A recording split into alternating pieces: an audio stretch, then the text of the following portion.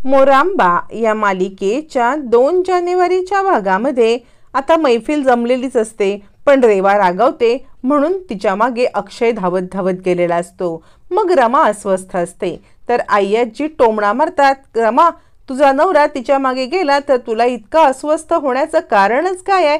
रमा म्हणते नवरा आहे तो माझा, अस्वस्थ मी नाही होणार तर कोण होणार? आय्याजी म्हणते या सगळ्यासाठी खूप उशीर झालाय. जर तुला नवऱ्याची काळजी वाटत असती ना तर ती दुसरी मुलगी प्रेग्नेंट नसती झाली. रमा नवीन वर्षात काहीतरी संकल्प कर, केलेल्या चुका सुधार. रमा म्हणते नवीन वर्षामध्ये माझ्या कुटुंबाच्या बाजूने ठामपणे उभं राहण्याचाच माझा संकल्प आहे आणि हाच माझ्यासाठी योग्य आहे. असं म्हणत रमा आय्याजीला सडेतोड उत्तर देते. त्यानंतर वातावरण हलकं फुलकं करण्यासाठी रमा म्हणते आता आपण दुसरे गेम खेळायचे आहेत, पण त्याआधी अभिजितला प्रश्न विचारणं बाकी असतं. आता अभिला प्रश्न विचारत असताना त्याचा चुकीची उत्तर देण्यासाठी अपेक्षित असतं, तर त्याचा आवडीचं गाणं कोणतं, आवडीचं गेम कोणता, असे काही ना काही प्रश्न विचारले जातात आणि मग आता तो गेम एकदाचा संपतो. तो गेम संपल्यावरती रमा सांगते आता आपण दुसरा गेम खेळायचा आहे.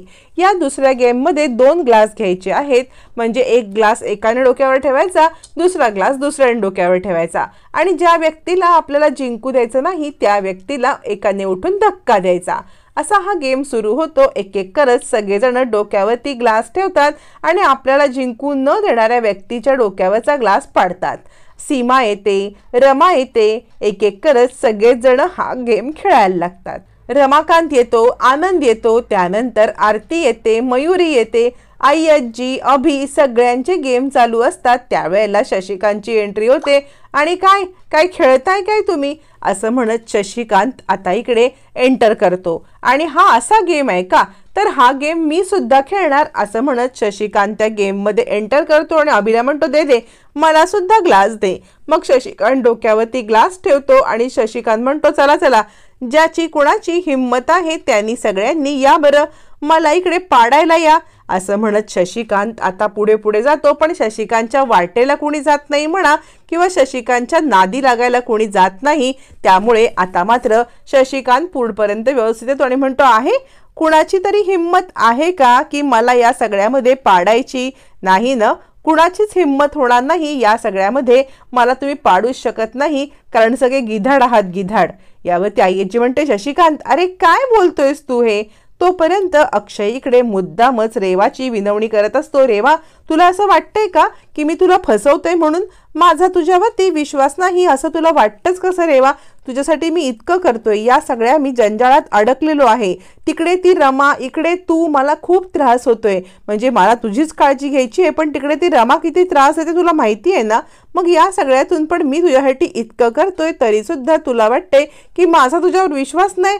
ठीक आहे असू दे, तू आहे माझ्यावरती, मला न कोणी समजूनच घेत नाही असं म्हणत नाटक करत आता रेवाला छानपैकी आपल्या घोळ्यात घेण्यासाठी अक्षयने केलेलं हे नाटक असतं. रेवा म्हणते म्हणजे तुझं बरोबर आहे रे, मला पण कळतंय त्या रमाची नाटकं सगळं. मला असं वाटतंय त्या रमाचं ना माझ्या बाळावरती नजर आहे, त्यामुळे मला रमा इकडे नको आहे. तू मला कुठेतरी बेबी मूनला घेऊन चल ना, म्हणजे मला जरा फ्रेश वाटेल. आता अक्षय विचार करतो अरे देवा, म्हणजे आता हिचं हे नवीन लफडं सुरू झालं, आता हिला बेबी मूनला पण घेऊन जायचं आपण. अक्षयला थोडासा रागच येतो. रेवा विचार करते जर हा मला बेबी मूनला घेऊन गेला नाही म्हणजे हा ह्याचा आणि रमाचा नक्कीच काहीतरी प्लॅन असणार आहे. रमा आणि हे मिळून मला मूर्ख बनवण्याचा प्लॅन करतायत, म्हणजे मला लवकरात लवकर या सगळ्यातून सत्य जाणून घ्यायचं असेल तर बघूया हा मला बेबी मूनला नेतोय की नाही असा विचार करत आता मात्र रेवा आपल्या मनाशीच बोलत असते. तोपर्यंत शशिकांत म्हणतो ठीक आहे, तुम्ही मला एकदा हरवलं नाहीत तर मी ठीक आहे तुम्हाला दुसरा चान्स देतो, तुम्ही सगळ्यांनी एक काम करायचं आहे की सगळ्यांनी पुन्हा मला पाडून दाखवा. मग शशिकांत डोक्यावरती ग्लास ठेवतो आणि मोठ्या मिजाशीमध्ये चालतो की आत्ता सुद्धा मला कुणी पाडूच शकणार नाही.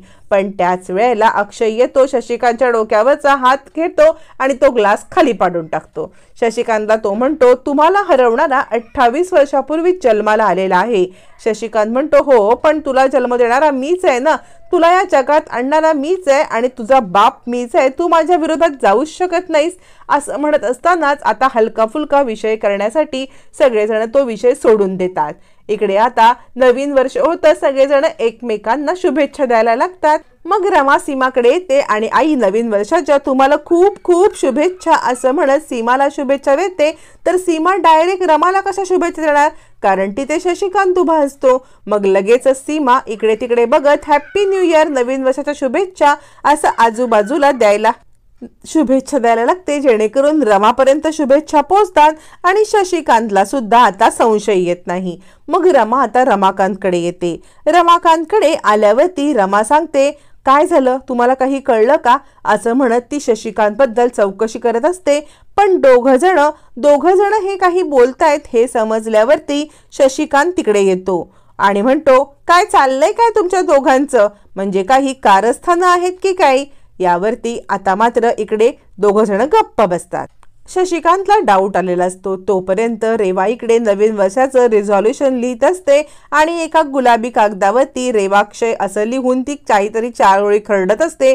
आणि या वर्षामध्ये अक्षय फक्त आणि फक्त माझाच असणार आहे, ती कुणाचाही बाकी मी त्याला बनवू देणार नाही असा विचार करत ती आता तिचं रिझॉल्युशन लिहिते. दिस इयर माय ओनली रिझॉल्युशन, की रेवा अक्षय एकत्र येणार 2024 हे फक्त माझंच असणार आहे असा विचार करत रमाला मात देण्यासाठी रेवा नाटक तर करत असते, पण तिला माहित नसतं नियतीने तिलाच मात देण्यासाठी खूप मोठा डाव रचलेला असतो. तोपर्यंत इकडे आता अक्षय येतो, रमाला मिठीत घेतो, तिला नवीन वर्षाच्या शुभेच्छा देतो आणि त्यानंतर म्हणतो, तुला वाईट वाटलं असेल ना, म्हणजे मी डायरेक्ट तिकडे निघून गेलो तुला इकडे ठेवून, त्यामुळे तुला वाईट वाटलं असेल ना, पण काय करू, माझ्या बाबतीत इतकं काही चुकीचं घडतंय ना की तुला सांगूच शकत नाहीये मी. म्हणजे आता मी गेलो नसतो ना तिकडे आई आजी मला म्हटली असती, काय तुझ्या मूल तिच्या पोटात आहे तरी पण तू जात नाहीयेस, आणि इकडे गेलो तर हिची कटकट. मला तर काय करावं खरंच कळत नाहीये. या रेवाला मी खूप कंटाळलोय रमा, काय करावं कळत नाही. आता तुला माहितीये का, तिने काहीतरी नवीनच नाटक सुरू केलंय. रमा म्हणते, काय नाटक सुरू केलंय. यावरती अक्षय म्हणतो, मला सांगत होती की मला बेबी मूनला घेऊन चला. रमा म्हणते, बेबी मून कुठे असतं हे बेबी मून. त्यावरती अक्षय म्हणतो, रमा तू खूप साधी आहेस. बेबी मून म्हणजे कसं असतं, हनीमूनला कसे लोक जातात त्याचप्रमाणे बेबी मूनला नवऱ्याने बायकोला घेऊन जायचं, 4 दिवस मोकळेपणाने फिरली की ती फ्रेश होते ना, म्हणून बेबी मून. तर मला काय म्हणते माहितीये का, की रमापासून मला निगेटिव्हिटी येते आणि मला गिल्ट वाटते. गिल्ट वाटायलाच पाहिजे ना, अगं ज्या बाईच्या नवऱ्यावरती आरोप करतेस ती बाई तुझ्यावरती रागावणारच ना. तर मला म्हणते की मला बेबी मूनला घेऊन चला. यावरती आता मात्र रमा म्हणते, अच्छा मग तिला बेबी मूनला जायचं आहे का, मग जा की तिला बेबी मूनला घेऊन. यावरती अक्षय म्हणतो, तुला वेळ लागलाय का, किती काही झालं तरी मी तिच्यासोबत कुठेही बेबी मून किंवा कुठेही जाणार नाही हे मात्र कन्फर्म. रमा म्हणते, नाही जाणार. यावरती अक्षय म्हणतो, नाही. रमा म्हणते, मग मी बोलणार नाही. अक्षय म्हणतो, मला तर असं वाटते की तुझा आणि तुझ्या मैत्रिणीचा काहीतरी गेम आहे आणि तुम्ही दोघी मिळून माझा गेम करताय का. रमा म्हणते, काय बोलताय, मी का तुमच्यासोबत गेम करीन, तुमचं आपलं काहीतरीच. पण मी तुम्हाला सांगते ना, जर तिचा विश्वास तुम्हाला संपादन करायचा असेल तर तुम्हाला बेबी मूनला 100% जायला पाहिजे, म्हणजे पाहिजेच असं म्हणत रमा हट्टाला पेटते आणि अक्षयला आपला प्लॅन समजावून सांगते. अक्षयला रमाला जे काही सांगायचं आहे ते थोडक्यात समजतं. मग त्यानंतर अक्षय आणि रमा भन्नाट प्लॅन करतात.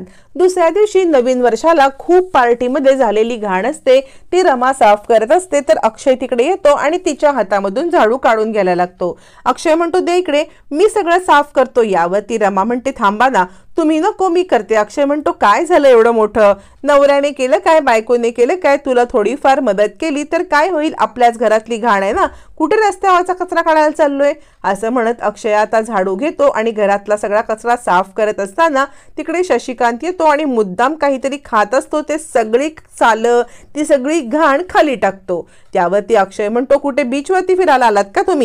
यावरती शशिकांत म्हणतो, हो का, अरे घाण करणं, सगळीकडे पसारा फसवून ठेवणं हेच तर पुरुषार्थ आहे की, हेच तर पुरुषाचं लक्षण आहे. यावरती अक्षय चिडतो आणि म्हणतो, पुरुषाचं लक्षण हे घाण करून ठेवणं, अस्ताव्यस्त पसारा करणं हे नसून खरा पुरुष सगळं स्वच्छ करतो. घ्या, तुम्ही खरे पुरुष आहात ना, हा झाडू हातात घ्या आणि सगळं साफ करा असं म्हणत अक्षय आता शशिकांतला कामाला लावतो. अक्षयने बरोबर रमाची साथ देत शशिकांतची मस्ती जिरवलेली असते. आता बेबी मूनला घेऊन जायल्यावरती रेवाचं भांड अक्षय आणि रमा मिळून कसे फोडणार हे पाहणं फार रंजक ठरणार.